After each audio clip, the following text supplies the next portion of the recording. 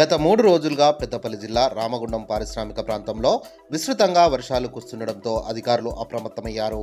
ఈ క్రమంలో పెద్దపల్లి జిల్లా రామగుండం కార్పొరేషన్ పరిధిలోని వీర్లపల్లి గ్రామాన్ని జిల్లా కలెక్టర్ కోయ శ్రీహర్షతో పాటు ఎమ్మెల్యే రాజ్ ఠాకూర్ మక్కన్ సింగ్ కలిసి పరిశీలించారు. ఈ సందర్భంగా ఎమ్మెల్యే మాట్లాడుతూ గ్రామంలోని ప్రజలకు ఇందిరమ్మ ఇండ్లు మంజూరు చేసి గ్రామాన్ని వేరే ప్రాంతానికి తరలిస్తామని తెలిపారు. రామగుండం ఎరువుల కర్మాగారం యాజమాన్యం నిర్లక్ష్యంగా వ్యవహరిస్తుందని ఆరోపించారు. జిల్లా అదనపు కలెక్టర్ అరుణశ్రీ, రామగుండం మేయర్ మహంకాళి స్వామితో పాటు అధికారులు పాల్గొన్నారు.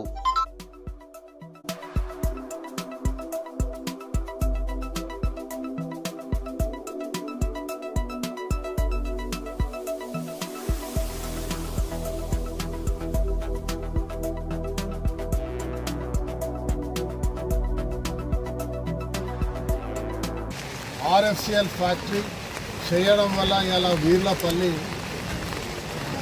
దారుణంగా ముంపుకు గురైంది. వాళ్ళ ట్యాంకులు అన్నీ కూడా నిండిపోవడం, ఫ్యాక్టరీ నిండిపోతున్న భయంతో వాళ్ళు నిర్దాక్షిణ్యంగా అక్కడ అధికారులు ఈ ఊర్లోకి పంపులు పెట్టడం వల్ల ఇవన్నీ కూడా మునిగిపోయింది.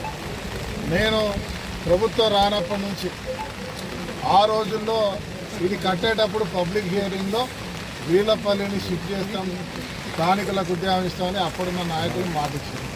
కానీ తర్వాత ప్రారంభమైన తర్వాత దీన్ని ఎవరు పట్టించుకోకపోగా నేను ఆ రోజు నుంచి అడుగుతూనే ఉన్నా, కానీ ఈరోజు పోరాటం చేస్తూనే ఉన్నా.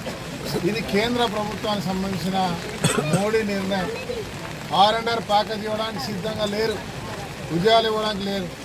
కానీ మేము దీన్ని అభివృద్ధి చేస్తూ ఇక్కడ ఉన్న వాళ్ళకి మాట ఇచ్చినాం, కొంతమందికి ఉద్యోగాలు ఇప్పిస్తూ కొందరికి ఇంకో యాలు ప్రారంభం చేయాలని.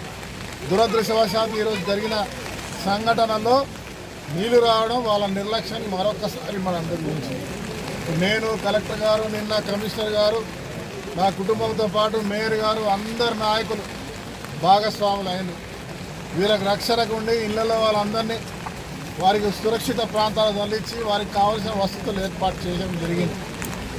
ఈరోజు మళ్ళీ రావడం జరిగింది. ఇవాళ ఖచ్చితంగా నా పరిధిలో మహిళలతో చిన్న చిన్నగా కట్టుకున్న ఇండ్లు వారికి పడిపోవడం జరిగింది. సుమారు 15 ఇండ్ల వరకు ఇప్పుడు లెక్కలకు వచ్చింది.